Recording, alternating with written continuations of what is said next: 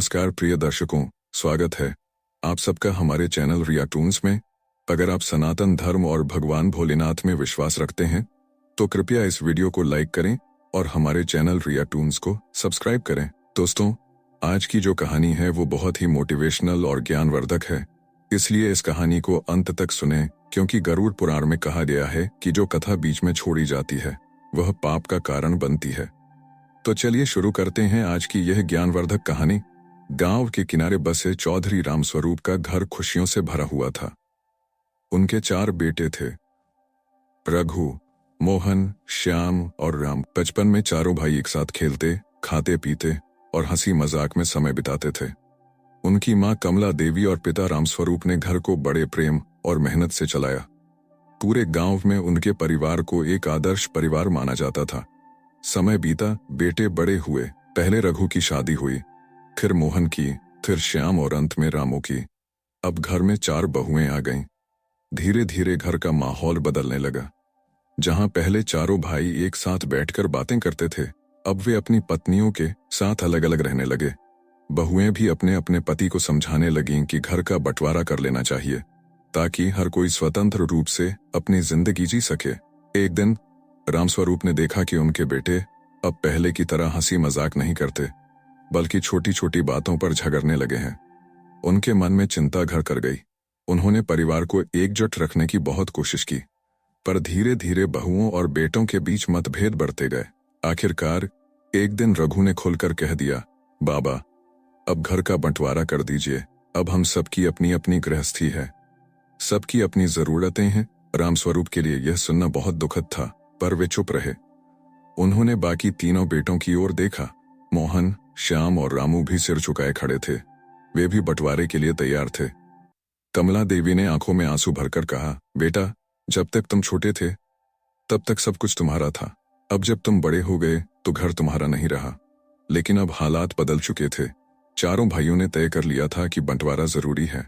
रामस्वरूप ने भारी मन से घर और जमीन का बंटवारा कर दिया। हर बेटे को एक हिस्सा मिल गया और सभी ने अपने अपने घर बना लिए। उसी गांव में एक विशाल पीपल का पेड़ था जिस पर एक बूढ़ा गिद्ध बैठा रहता था। वह वर्षों से इस गांव को देख रहा था। उसने सोचा, जब तक बेटे छोटे थे सब कुछ मिलकर चल रहा था, पर शादी के बाद ही बंटवारे की जरूरत क्यों पड़ी? गिद्ध ने गांव के कुछ बुजुर्गों से यह सवाल किया। किसी ने कहा, बेटे जब छोटे होते हैं तब तक वे माता पिता पर निर्भर रहते हैं, लेकिन शादी के बाद उनकी जिम्मेदारियां बदल जाती हैं। किसी और ने कहा, पत्नी आने के बाद आदमी की सोच बदल जाती है। पहले वह सिर्फ बेटा होता है, लेकिन शादी के बाद वह पति बन जाता है और फिर उसे अपने परिवार की चिंता होती है। गिद्ध ने सोचा, क्या यह सच में सही है या इसके पीछे और भी गहरी सच्चाई छिपी है? अब वह इस सवाल का उत्तर खोजने के लिए गांव के दूसरे परिवारों पर भी नजर रखने लगा। गिद्ध ने अपनी खोज जारी रखी। उसने देखा कि केवल रामस्वरूप का परिवार ही नहीं, बल्कि गांव के कई और परिवार भी इसी समस्या से गुजर रहे थे। जब तक बेटे अविवाहित थे वे एक दूसरे के लिए मर मिटने को तैयार रहते थे, पर शादी के बाद अचानक रिश्तों में दरार क्यों आने लगती थी? गिद्ध ने सोचा, अगर इस समस्या की जड़ को समझना है तो मुझे उन घरों के भीतर झांकना होगा जहां बंटवारे की नौबत आ रही है। एक शाम जब गांव के लोग अपने अपने घरों में व्यस्त थे, गिद्ध चुपचाप रामस्वरूप के बड़े बेटे रघु के आंगन में उतर आया। रघु की पत्नी सुनीता अपने पति से कह रही थी, देखो जी, जब तक तुम्हारे माता पिता थे तुम अपने भाइयों के लिए जान देने को तैयार थे, लेकिन अब तुम्हारी अपनी गृहस्थी है। अगर हम अपनी अलग दुनिया नहीं बसाएंगे तो हमारी संतानों का क्या होगा? रघु थोड़ा असमंजस में था, लेकिन माँ बाबा ने हम चारों को बराबरी से पाला पोसा, फिर हम उनके घर को बांटने की बात क्यों कर रहे हैं? सुनीता ने ठंडी सांस ली। तुम्हारे भाई भी तो यही सोच रहे हैं। अगर सब अलग होना चाहते हैं तो हम ही क्यों पीछे रहें? गिद्ध यह देखकर सोच में पड़ गया। क्या यह स्वाभाविक प्रक्रिया है या यह बहुओं का प्रभाव है? उसे यह जानने के लिए अन्य भाइयों के घर भी झांकना था। गिद्ध ने अगली रात मोहन के घर का रुख किया। वहां का दृश्य भी कुछ अलग नहीं था। मोहन की पत्नी सीमा कह रही थी, तुम्हारे बड़े भाई ने बंटवारे की बात छेड़ी थी, लेकिन क्या तुमने सोचा है कि अगर घर का सही तरीके से बंटवारा नहीं हुआ तो हमें क्या मिलेगा? मोहन ने कहा, परिवार टूटने से दुख तो होगा ना। सीमा ने उत्तर दिया, परिवार तो अब भी एक नहीं है। तुम्हारे भाई अपने हिस्से की चिंता कर रहे हैं, तो हमें भी अपनी सोचनी होगी। गिद्ध यह सुनकर और अधिक उलझ गया। क्या सच में घर का बंटवारा बहुओं के कहने पर हो रहा है, या यह मनुष्य की स्वाभाविक प्रवृत्ति है? अब उसे तीसरे भाई श्याम के घर भी जाना था। जब वह वहां पहुंचा तो उसने सुना कि श्याम की पत्नी रेखा अपने पति से कह रही थी, अगर सब अलग हो रहे हैं तो हमें भी जल्दी ही अपना हिस्सा ले लेना चाहिए, नहीं तो बाद में कुछ नहीं बचेगा। श्याम सोच में डूबा हुआ था। मुझे लगता है कि हम भाई फिर से बैठकर बात करें, हो सकता है कोई रास्ता निकल आए। लेकिन रेखा ने तुरंत कहा, तुम हमेशा भाईचारे की बात करते हो, लेकिन जब बंटवारा होगा तब देखना कि तुम्हारे भाई तुम्हारे साथ कितने न्याय करते हैं। गिद्ध अब समझने लगा था कि बंटवारे की प्रक्रिया सिर्फ संपत्ति के कारण नहीं होती, बल्कि इसके पीछे कई कारण होते हैं। नई जिम्मेदारियां, बदले हुए रिश्ते और सुरक्षा की भावना। अब गिद्ध को यह समझ में आ रहा था कि शादी के बाद बंटवारा क्यों होता है, पर उसे अभी भी पूरा यकीन नहीं था कि यही असली वजह है। वह और अधिक घरों में झांककर यह समझना चाहता था कि क्या हर जगह यही कारण है, या फिर इसके पीछे कोई और गहरी सच्चाई छिपी है। गिद्ध ने तय किया कि वह अब गांव के सबसे समझदार व्यक्ति पंडित रामदास के पास जाएगा और उनसे इस सवाल का उत्तर मांगेगा। गिद्ध पीपल के पेड़ से उड़कर गांव के पुराने मंदिर की ओर चला गया, जहां पंडित रामदास अक्सर बैठकर लोगों को सलाह दिया करते थे। वे गांव के सबसे अनुभवी और ज्ञानी व्यक्ति माने जाते थे। गिद्ध ने चुपचाप मंदिर के पास बैठकर उनकी बातों को सुनने का फैसला किया। संयोग से उसी समय गांव के दो बुजुर्ग आपस में बातचीत कर रहे थे। उनमें से एक ने कहा, पंडित जी, यह बताइए कि जब तक बच्चे छोटे होते हैं तब तक वे माता पिता के कहे अनुसार चलते हैं, लेकिन शादी के बाद ही उनमें अलग होने की भावना क्यों आ जाती है?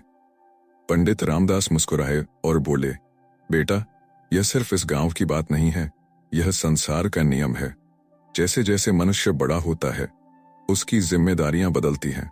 जब बेटा छोटा होता है तो उसे सिर्फ अपने माता पिता की छाया चाहिए होती है, लेकिन जैसे ही वह शादी करता है उसकी दुनिया बदल जाती है। पहले वह सिर्फ पुत्र होता था, पर अब वह पति बन जाता है, पिता बन जाता है, उसकी प्राथमिकताएं बदल जाती हैं। दूसरे बुजुर्ग ने सवाल किया, लेकिन पंडित जी, अगर यह संसार का नियम है तो फिर माता पिता क्यों दुखी होते हैं? पंडित रामदास ने लंबी सांस ली और बोले, क्योंकि माता पिता हमेशा अपने बच्चों को अपने पास रखना चाहते हैं। वे यह भूल जाते हैं कि जैसे वे खुद अपने माता पिता से अलग हुए थे, वैसे ही उनके बच्चे भी अलग होंगे। जब तक माता पिता यह स्वीकार नहीं करेंगे कि परिवर्तन प्रकृति का नियम है, तब तक वे दुखी ही रहेंगे। गिद्ध यह सुनकर और भी गहरी सोच में डूब गया। तो क्या यह समस्या केवल इंसानों में ही है या सभी जीवों में? उसने सोचा। गिद्ध अब जंगल की ओर निकल पड़ा। उसने सोचा कि अगर यह समस्या सिर्फ मनुष्यों में है तो इसका कारण उनकी संपत्ति और सामाजिक व्यवस्था हो सकती है, लेकिन अगर यह पशु पक्षियों में भी होता है तो इसका अर्थ होगा कि यह प्रकृति का नियम है। उसने सबसे पहले एक गौरैया के घोंसले में झांका। वहां एक गौरैया अपने बच्चों को खाना खिला रही थी। कुछ ही दिनों बाद वह उन्हें घोंसला छोड़ने के लिए मजबूर कर देगी। गिद्ध ने सोचा, यहां भी माता पिता अपने बच्चों को हमेशा के लिए अपने पास नहीं रख सकते। फिर उसने जंगल में हिरणों के एक झुंड को देखा। वहां एक युवा हिरण अपने झुंड से अलग होने की कोशिश कर रहा था। उसकी मां उसे रोकने का प्रयास कर रही थी, लेकिन धीरे धीरे उसने भी समझ लिया कि अब उसका बेटा बड़ा हो गया है और उसे अपने लिए नया झुंड बनाना होगा। गिद्ध ने महसूस किया कि बंटवारा सिर्फ इंसानों में ही नहीं बल्कि हर जीव में होता है। फर्क सिर्फ इतना है कि मनुष्य इस बंटवारे को दुख के रूप में लेता है, जबकि पशु पक्षी इसे सहज रूप से स्वीकार कर लेते हैं। गिद्ध वापस गांव की ओर लौटा। उसने महसूस किया कि मनुष्य का जीवन पशु पक्षियों से अधिक जटिल है। जहां जानवरों में बंटवारा स्वाभाविक रूप से होता है, वहीं इंसानों में इसे संपत्ति, स्वार्थ और भावनाओं से जोड़ दिया जाता है। वह फिर से रामस्वरूप के घर गया। अब घर 4 हिस्सों में बंट चुका था। हर भाई अपने अपने हिस्से में अलग रह रहा था। पहले जहां पूरे परिवार का खाना एक साथ बनता था, अब हर घर में अलग अलग चूल्हे जल रहे थे। गिद्ध ने देखा कि अब भाइयों के बीच पहले जैसी आत्मीयता नहीं रही। वे अब सिर्फ जरूरत के समय ही एक दूसरे से बात करते थे। त्योहारों पर भी चारों परिवार अलग अलग तैयारियां कर रहे थे। गिद्ध को यह समझ आ गया कि बंटवारा केवल संपत्ति का नहीं होता, बल्कि दिलों का भी होता है। उसने देखा कि रामस्वरूप और कमला देवी अब अकेले पड़ चुके थे। उनके बेटे अब उनसे पहले जैसा प्रेम नहीं दिखाते थे। रामस्वरूप एक दिन अपनी पत्नी से बोले, हमने जो पूरी जिंदगी बनाई थी वह अब बिखर गई है। जब तक बेटे छोटे थे तब तक हम उनके लिए सब कुछ थे, पर अब हम उनके लिए सिर्फ एक जिम्मेदारी बन गए हैं। कमला देवी की आंखों में आंसू आ गए। क्या यही हमारा भविष्य था? क्या हर माता पिता का यही हश्र होता है? गिद्ध यह सब सुनकर उदास हो गया। उसे समझ में आ गया था कि बंटवारा केवल संपत्ति का नहीं होता, बल्कि भावनाओं का भी होता है। गिद्ध ने अब तय किया कि वह इस रहस्य को और गहराई से समझेगा। उसने सोचा, क्या यह बंटवारा वास्तव में जरूरी होता है या इसे टाला जा सकता है? अब वह गांव के उन परिवारों की खोज में निकल पड़ा जहां बंटवारा नहीं हुआ था। उसे यह समझना था कि क्या परिवार को जोड़े रखने का कोई उपाय भी है या फिर बंटवारा ही अंतिम सत्य है। गिद्ध अब यह समझना चाहता था कि क्या सभी परिवारों में बंटवारा होता है या कुछ घर ऐसे भी हैं जहां परिवार एकजुट रहते हैं। वह गांव के उन बुजुर्गों से मिलने लगा जिनके परिवार अब भी एक साथ रहते थे। पहले वह चौधरी हरिराम के घर गया। चौधरी हरिराम के 3 बेटे थे, सुरेश, महेश और रमेश। तीनों शादीशुदा थे, फिर भी पूरा परिवार एक छत के नीचे रहता था। गिद्ध ने देखा कि यहाँ का माहौल रामस्वरूप के घर से बिल्कुल अलग था। सभी सदस्य हंसते बोलते थे और एक दूसरे के साथ मिलकर काम करते थे। हरिराम अपने आंगन में बैठे हुए थे। गिद्ध ने सोचा, अगर मैं यह जानना चाहता हूं कि यह परिवार एक साथ कैसे रहता है तो मुझे इन्हें ध्यान से सुनना होगा। उसी समय सुरेश की पत्नी घर के अंदर से आई और बोली, बाबूजी, आज हमने सोचा है कि शाम को पूरा परिवार एक साथ भोजन करेगा। हरिराम मुस्कुराए और बोले, बहुत अच्छा विचार है। परिवार तभी टिकता है जब हम सब मिलकर रहते हैं। गिद्ध यह देखकर चौंका, तो क्या यह सब केवल अच्छे विचारों की वजह से संभव हुआ है? उसने सोचा। गिद्ध ने अपनी खोज को और गहरा किया। उसने देखा कि हरिराम का परिवार एक दूसरे की भावनाओं का सम्मान करता था। यहां तक कि जब कभी किसी को गुस्सा भी आता तो वे बैठकर शांति से बात कर लेते। गिद्ध ने समझ लिया कि परिवारों के टूटने की एक वजह संवाद की कमी भी होती है। अगर भाई आपस में खुलकर बात करें तो बंटवारे की नौबत नहीं आएगी। हरिराम ने अपने बेटों को समझाया था, धन दौलत से ज्यादा कीमती चीज होती है परिवार। अगर एकता बनी रहे तो धन आता जाता रहेगा, लेकिन अगर एकता खत्म हो गई तो कुछ भी नहीं बचेगा। गिद्ध ने सोचा, तो यह भी एक कारण है कि कुछ परिवार टूटते हैं और कुछ जुड़े रहते हैं। अब वह यह जानने के लिए और परिवारों की ओर बढ़ा। गिद्ध को गांव के ही एक और परिवार के बारे में पता चला जहां बंटवारा कुछ समय पहले हुआ था और इसका कारण केवल संपत्ति थी। यह परिवार था ठाकुर किशनलाल का।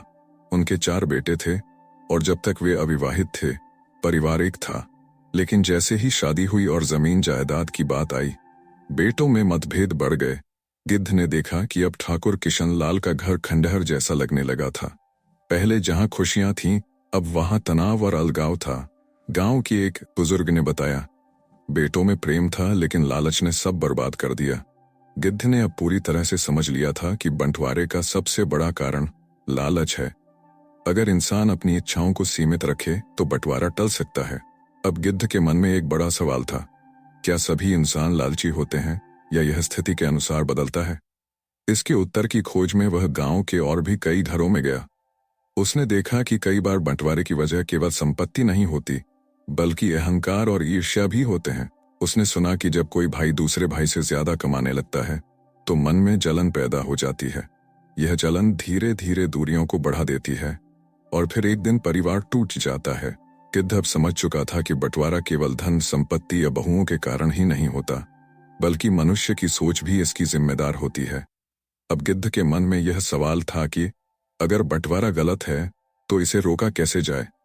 गिद्ध ने सोचा, क्या मैं इंसानों को यह सिखा सकता हूं कि परिवार को जोड़े रखने के लिए क्या करना चाहिए। वह फिर से हरिराम के घर गया और वहां उसने देखा कि हर सप्ताह पूरा परिवार एक साथ बैठकर चर्चा करता था। सभी सदस्य अपनी समस्याएं खुलकर बताते थे और मिलकर उनका हल निकालते थे। गिद्ध ने महसूस किया कि अगर परिवार में खुला संवाद हो तो बंटवारे को टाला जा सकता है। गिद्ध अब वापस रामस्वरूप के घर गया। वहां का माहौल अब पहले से भी ज्यादा ठंडा हो गया था। चारों भाई अपने अपने घरों में सिमट चुके थे। रामस्वरूप अकेले बरामदे में बैठे थे। उनके मन में पछतावा था। उन्होंने धीरे से कहा, काश मैंने अपने बेटों को एकता का महत्व समझाया होता। कमला देवी ने भी सिर हिलाया। हमने सोचा था कि संपत्ति का बंटवारा कर देने से सब खुश हो जाएंगे, लेकिन हम गलत थे। बंटवारे ने सिर्फ घर को नहीं बल्कि दिलों को भी तोड़ दिया। गिद्ध ने यह सुना और सोचा, अगर माता पिता को पहले ही यह एहसास हो जाए कि बंटवारा सिर्फ अस्थायी समाधान है, तो शायद वे इसे रोक सकते हैं। अब गिद्ध एक अंतिम जवाब खोजना चाहता था। क्या कभी टूटा हुआ परिवार फिर से जुड़ सकता है? उसने ऐसे परिवारों की तलाश की जो पहले टूट चुके थे लेकिन बाद में फिर से एक हो गए। गिद्ध को गांव में एक परिवार मिला जहां भाई कई सालों तक अलग रहे थे, लेकिन बाद में समझदारी से वे फिर से साथ आ गए थे। उस परिवार के एक बुजुर्ग ने कहा, जब माता पिता नहीं रहे तब हमें एहसास हुआ कि हमने अपना सबसे बड़ा सहारा खो दिया। तब हमने फैसला किया कि हमें फिर से एक साथ आना चाहिए। गिद्ध ने सीखा कि कभी कभी समय ही सबसे बड़ा शिक्षक होता है। कुछ परिवार बंटने के बाद ही यह समझते हैं कि उन्होंने गलती की थी। गिद्ध अब अपने प्रश्नों के उत्तर पा चुका था। एक बंटवारा तब होता है जब संवाद की कमी होती है। 2.